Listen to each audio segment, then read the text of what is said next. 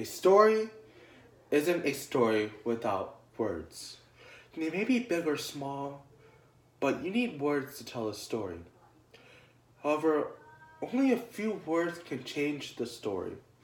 Just a few.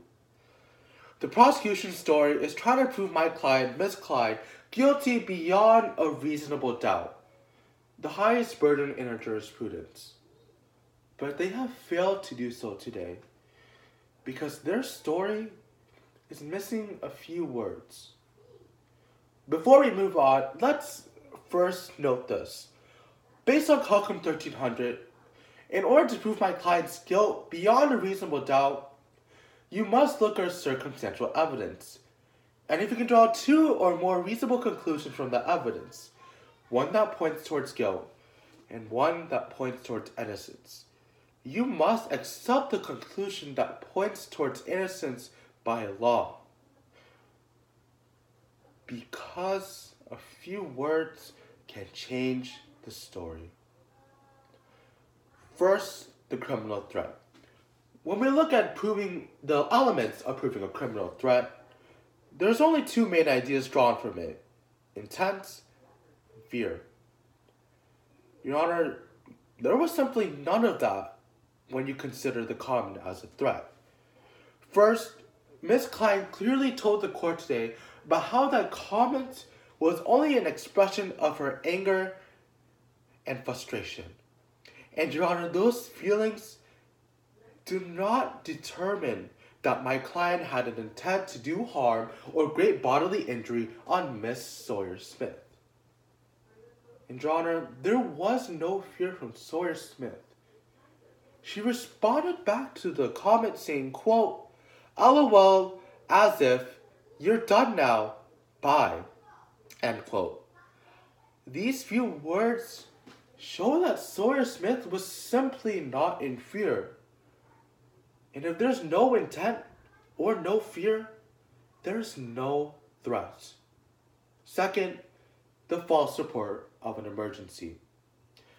Your Honor, the evidence simply shows that it wasn't my client who sent that text to tip, but it was Cameron Holmes, because Cameron had the means, motive, and opportunity to send that fateful text to tip.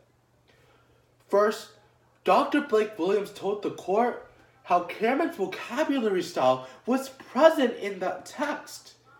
In fact, if you look at Exhibit D, the vocabulary chart, it will show that a few words match to Cameron's vocabulary style. Second, Marlo Patterson testified in court today about how Cameron was acting a little bit more territorial of their friendship. In fact, Cameron told Marlo one day, quote, "If we could just go back and get Reagan out of the picture." Your Honor, these few words show Cameron's motive into framing Reagan over a crime to get a friendship back. And lastly, Your Honor, Cameron had the time to send that text to Tim. Your Honor, the pizza was delivered at 9:02 p.m. Cameron went down to get it, and it took Cameron about 5 minutes to do so. Cameron would have came back up at around 9:07 or 9:08 p.m. And Your Honor, that text to tip was sent at 9:08 p.m., leaving Cameron at the right place in the right time to send that text to tip. Clearly, the prosecution's story is missing a few words.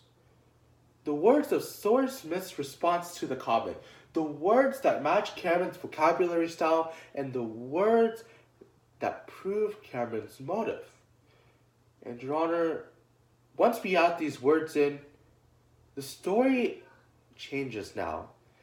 And that story shows that there is reasonable doubt and that my client did not commit these crimes.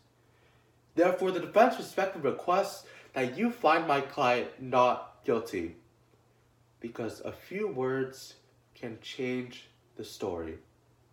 Thank you.